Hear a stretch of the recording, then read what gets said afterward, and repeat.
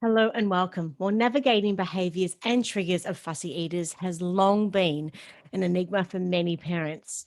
Frustratingly, many fussy eaters can eat well at childcare and or long day care. However, they don't at home. So the question is, why is this the case? And what strategies and techniques can be learned from childcare centres and applied at home to help incentivise your fussy eater?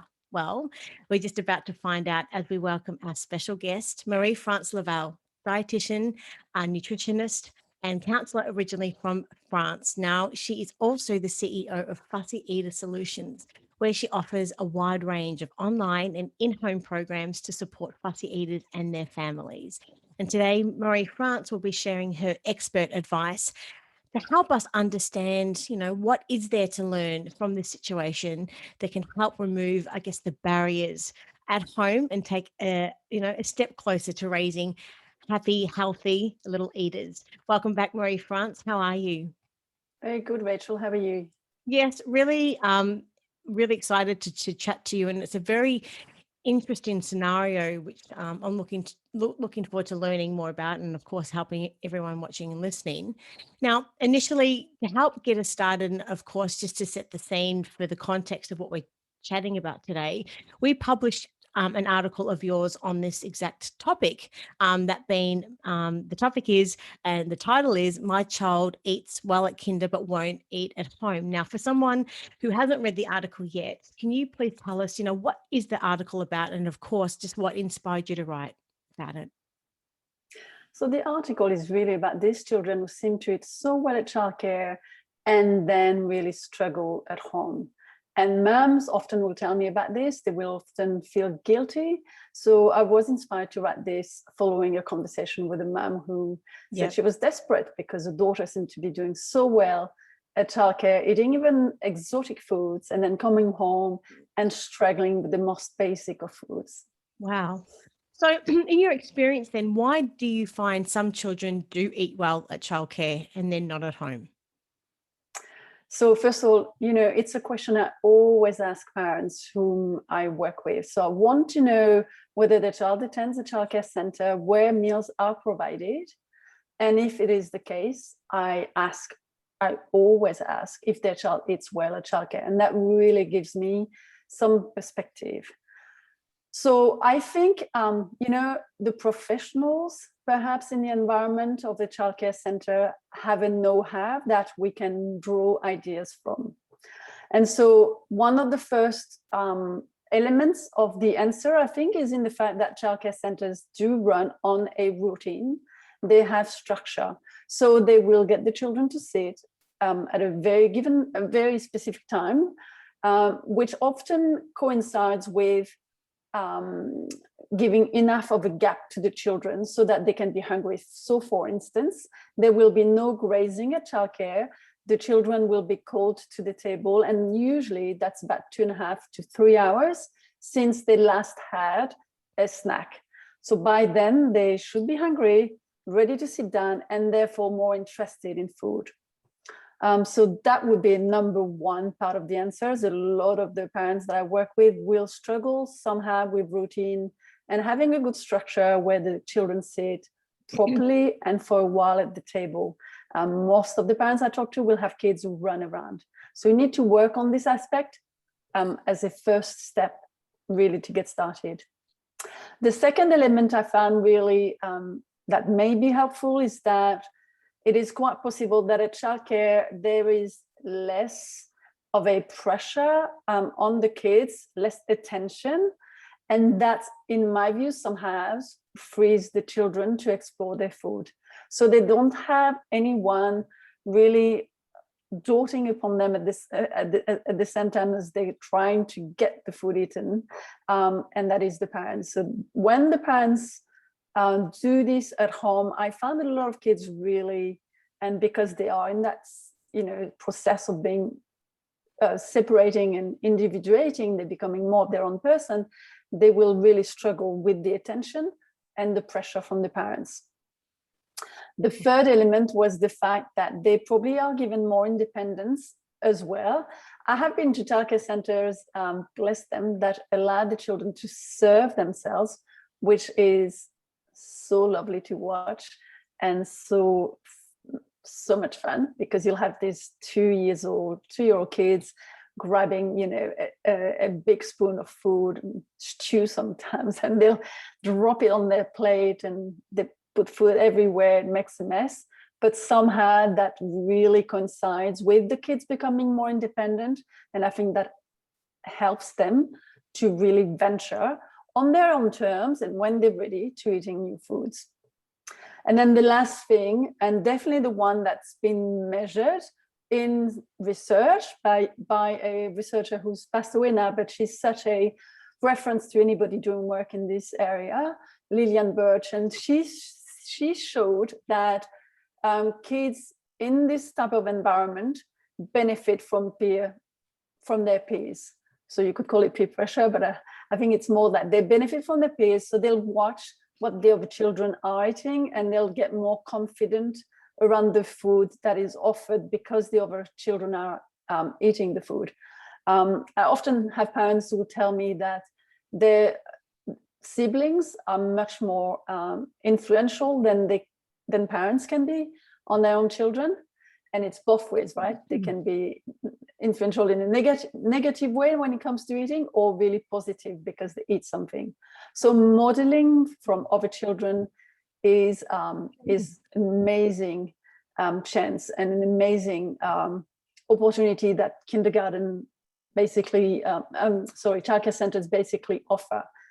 And Lillian Birch showed that if you took a group of children who liked let's say a food that was an A food, and put them in a group which overwhelmingly liked the B food, within a matter of days, the children would tend to prefer the B food.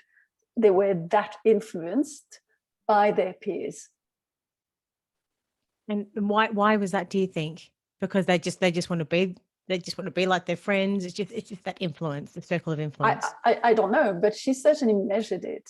And I don't think I have the answer, but it's interesting. So, we always hear about these French children whose parents seem to be on top of their game when it comes to feeding and parenting. But in fact, I always say a lot of the feeding is done also by the canteen, from the childcare center to the high school canteen. Yeah. And so that provides a different environment and new opportunities, and certainly, as measured in the research, an environment that's conducive due to the other kids modeling eating. Yes. So can I ask a question then? So if a child is in fact eating a wide variety of food at childcare or long day care, flavors, textures, and they're not eating at home, would this be considered as a good sign?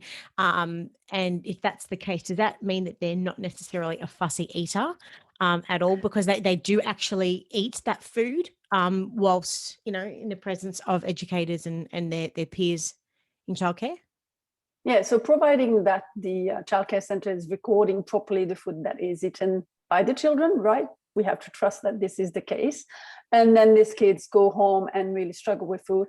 It can be a combination of things that I will look at when I work with the family. So I will always welcome them and still work with them, because obviously we need to be able to understand what's happening. Yeah. But I would say to parents, do not despair, because this is already half the battle that's won. If you, in effect, have a child who's eating well at childcare, then it's one less thing to be worried about. I'm much more concerned about kids who really also do not eat at childcare.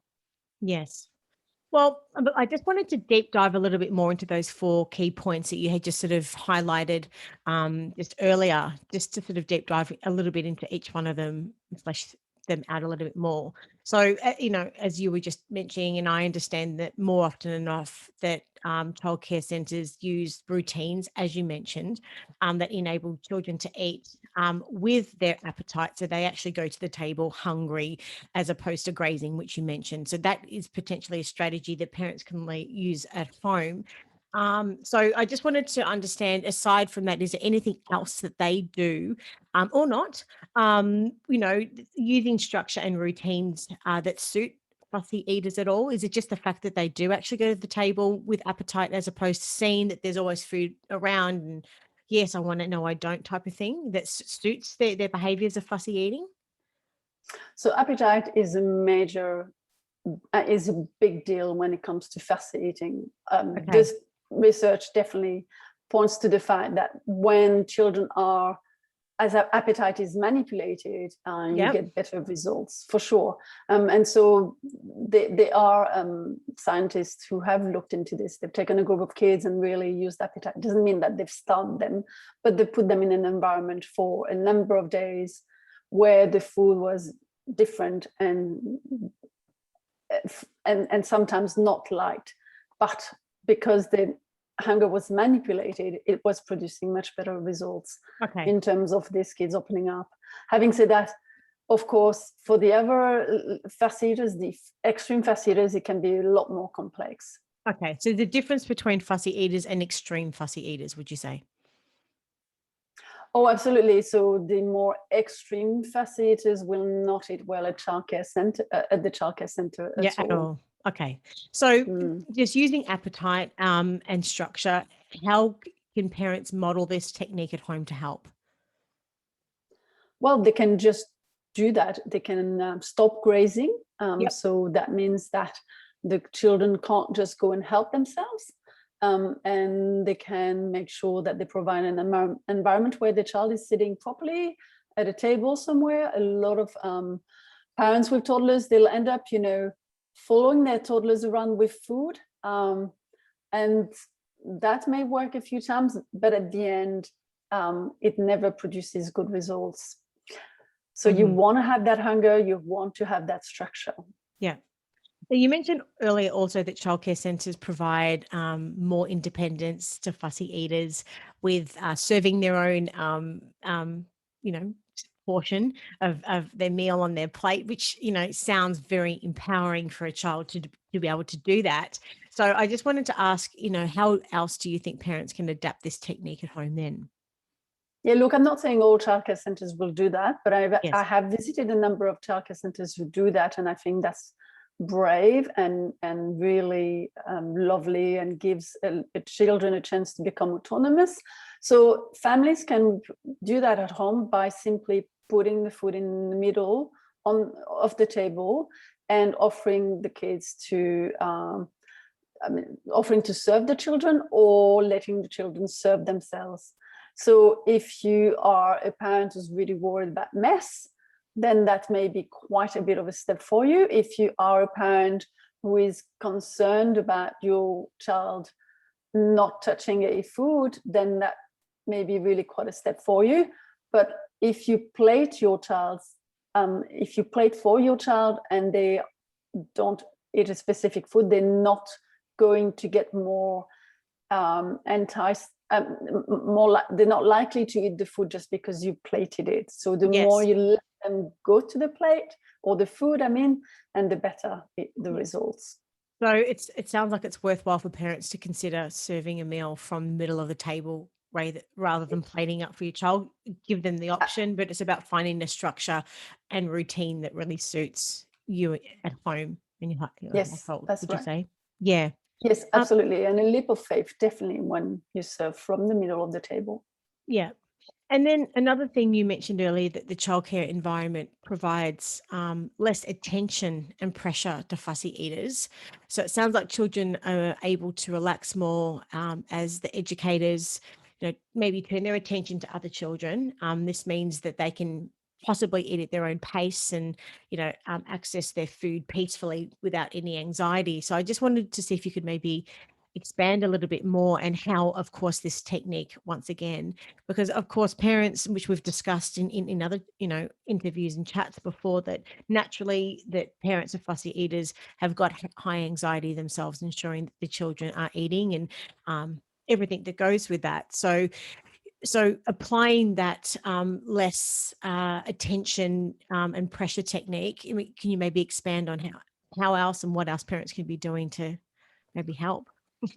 Yeah, so my assumption is staff at childcare centres are trained to help children develop their independence, And so they are going to be working with a group of children. They're not going to be able to just sit with one child, making sure that they swallow each spoon.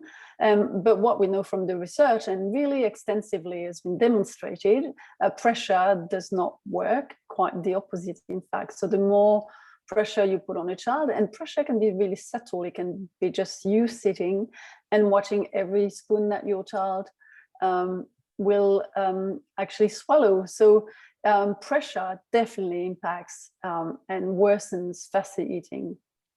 Now, turning the focus at home just for a moment, we understand that parents are a child's safe place, and in your presence, they are they're most comfortable and most likely to show, and be safe to show their true emotions, and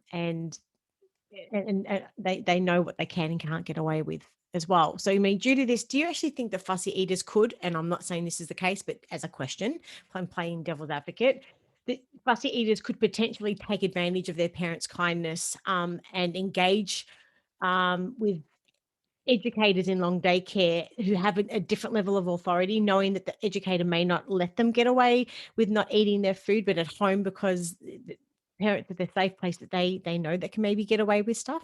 I don't know. I'm just asking. No, but that's a good question indeed. I mean, kids are meant to be in their safe place at home, and they are more likely to express their discontent.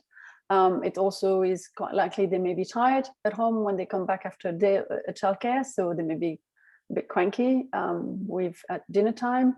And yes, they may express their independence in a way that they would not at childcare. Having said that, I think they do not eat to please the childcare center staff. They eat because they feel confident and comfortable enough, that's for sure. But yeah, at home with fatigue, they can be pain in the butt. And how many parents will you talk to who will tell you that their kids eat everything at grandpa and grandma, or sleeps well at grandma and grandpa, but then are terrible at home when it comes to sleep or eating? Yeah. And the other thing is also about the peer modeling, which you mentioned earlier, from other children and siblings. So, is there anything else you could maybe expand on this that you found as you work with different families? Any other techniques with peer modeling, and I mean, let's say hypothetically, also a child is an only child. Is there anything else that a parent could potentially do where they don't have the presence of this siblings to help encourage their fussy eater along to be eating? What are your thoughts? So first of all, if they have a sibling who eats well, and they are using this environment where the sibling eats well, you don't want to start comparing the kids. That would become pressure. You just want to be very natural. Don't compare. Yep. Don't No, say. of course, Yep. don't compare. If you only have one child, but you have friends, for instance, and I've worked with one family recently, I remember that, where mom was on the run with two kids, but then she would meet up with a girlfriend and her child, and they would get together, and somehow this child was really confident with food, and that really helped the other kids to start to explore the food. So you could use your I would say the good eaters or the confident eaters that to provide some opportunities for the kids to eat together at times. But if you're on your own, you really also can eat with your children. And a lot of parents don't because they are busy. However, to learn to eat, you have to be modeled to. From the day that you start to learn to chew to the day that you have explored the number of foods that your parents actually eat. So let's say that in the first 6 to 10 years, kids will learn about the family food. They are going to learn to eat with you. And the best way to do that is to actually sit with them, cook with them, explore food with them, in an environment that's as very low to no pressure.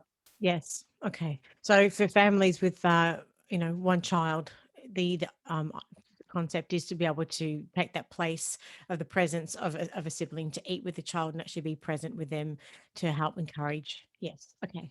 I hear that. And I understand that you also work with a lot of family whose children hardly eat at childcare. So, of course, we've been speaking up until now about the children who eat well at childcare, but then go home and don't eat at home. But understanding that you're working with what would you class this as an extreme fussy eater then? I don't know. Oh, yes.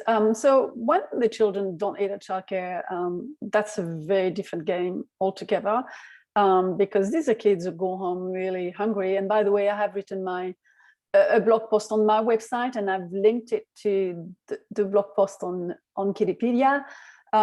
So you can either go to fusseater.com.au to see that blog post.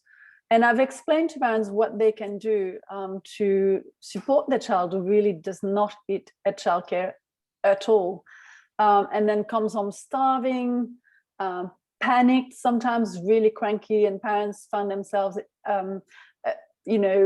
just early on in the afternoon trying to get something ready for their child, then arrives fairly shortly after that, their child's not hungry for dinner, so it can be really difficult.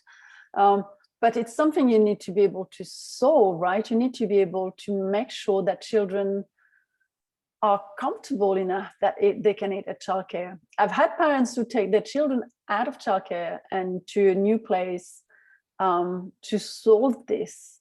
So again, it's worth checking. It's worth having good communication with the staff at the childcare center. It's worth checking the menus and seeing what is on offer. It's worth checking the routine at the childcare center. And then on my website, what I did is I put a few of the questions that you can ask. You want to know if your child is okay to sit with others.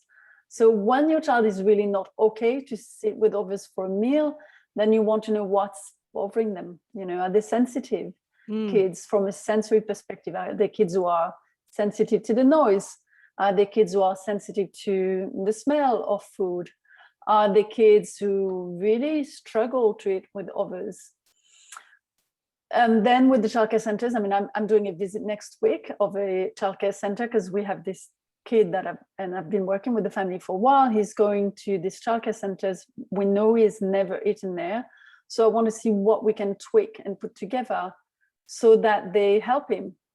One of the things the childcare centers always do, which I think is a mistake, is that they will bring something after they've exhausted all possibilities. So they'll start doing basically what parents would do, which is short order cooking.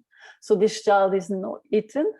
This child is really struggling with, let's say, a curry. But then they go and they get something else and they reinforce the behavior. They're saying, well, you didn't eat your curry, so now we're going to get you a bread and Vegemite roll. Yep. So that's not helpful. I would rather they had the bread on the table with the curry so that this child was able to tackle some of the food, hopefully with the other kids, and still be comfortable watching other kids eat and watching other food on the table and get some exposure in that way. Yes. Okay. And you just mentioned also that there's some questions that parents can ask when they are looking for a childcare centre or a long day care centre. Is there any other questions you would recommend parents ask as well if their child has presented as a fussy eater? Yeah, so are they, do they sit with the others at meal times? Are they okay to sit with others, or do they need to go to a different part of the room, the lunch, the environment where they have the lunch? So are they happy to sit down? Do they look at all what the other kids are eating? Are they interested? Do they touch the food? Because touching the food is actually quite a big step, and they may not eat it. Do they actually bring it to their mouth and then spit it out?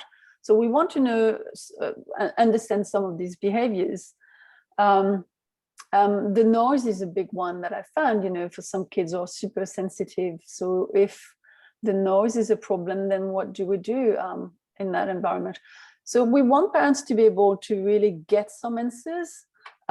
When they work with me, I ask for a video of what's happening at childcare, or I will go and, which is what I'm doing next week, I'll have a look to get a bit of an idea of what is going on.